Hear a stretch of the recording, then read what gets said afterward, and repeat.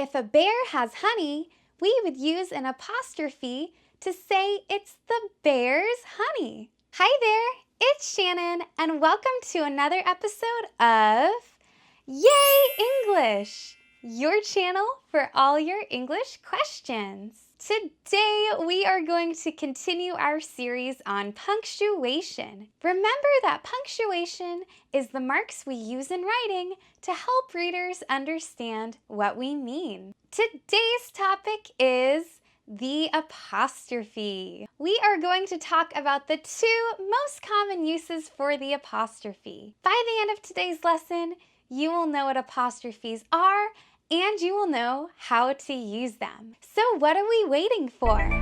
Let's get started. Is there anything that you own that you love a lot? Maybe it's a favorite stuffed animal, or maybe it's a really good book. These are called your possessions.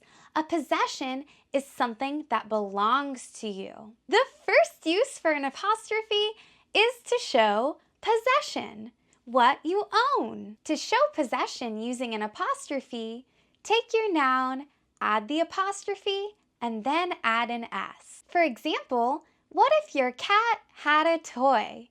You would take the noun cat, add an apostrophe, and then an S. The cat's toy. But what if the noun already ends in an S? Like if your friend Jess has a boat. You would add an apostrophe and an S to the end. Jess's boat. Well, what if my noun is plural? What if I have more than one dog and the dogs own a toy? If you are working with a plural noun, you will add the apostrophe after the S. The dog's toy. Or what if more than one bird shares a nest? Again, you would put the apostrophe after the S. The bird's nest. Keep an eye out for irregular possessive nouns like men, women, and children. Although the word children means more than one, it functions as a singular unit. So the word children would be apostrophe S. The children's books. The second use for an apostrophe is for contractions, which I refer to as word math. Sometimes in English, we like to take two short words and smush them together into just one word, and that's what a contraction is. For example, do plus not makes the contraction word don't.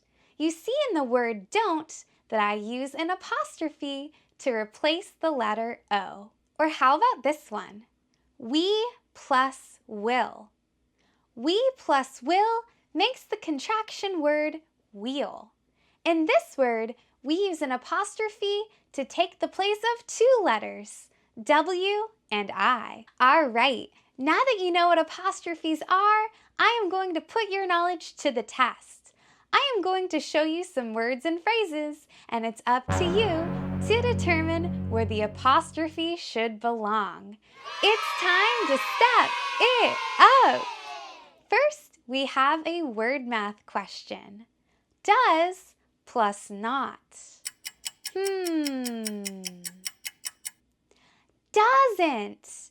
In this question, we used an apostrophe to replace the letter O to make the word doesn't. How about this one? Chris has a car. Chris's car. We added an apostrophe and an S to the name Chris to show that Chris owns the car. Here's your next one. Hannah has a laptop.